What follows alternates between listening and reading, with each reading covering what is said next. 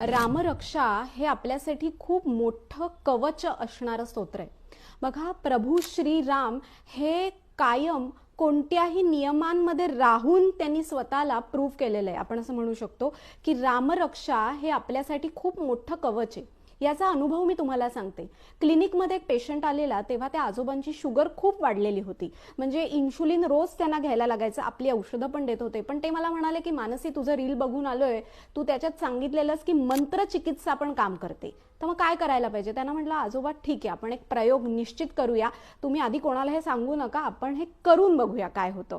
तर रामरक्षेमधला एक श्लोक आहे, आपदामपहर्तारम दातारम सर्वसंपदाम लोकाभिरामम श्रीरामम भूयो भूयो नमाम्यहम. हा श्लोक आहे. तो आजोबांना मी सांगितलं की तुम्ही पाण्याचं भांडं घ्या, त्याच्यामध्ये पाणी भरा, हात ठेवा आणि हा श्लोक दररोज 21 वेळा सकाळी, 21 वेळा दुपारी आणि 21 वेळा रात्री असं म्हणा.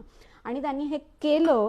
हा श्लोक म्हणजे इतक्या कवचाप्रमाणे काम केलेलं आहे की आपदामपहर्ता म्हणजे काय, की तुमच्या मार्गामध्ये येणाऱ्या सगळ्या संकटाचं निरसन हा श्लोक करत असतो. आणि विदिन 2 मंथ्स त्यांचं इन्शुलिन घेणं बंद झालं, फक्त गोळ्या आता त्यांच्या चालू आहेत. असा हा उपयोग असतो मंत्रचिकित्सेचा. फक्त विश्वास, श्रद्धा हवी, तिथे कुठलीही अंधश्रद्धा नको.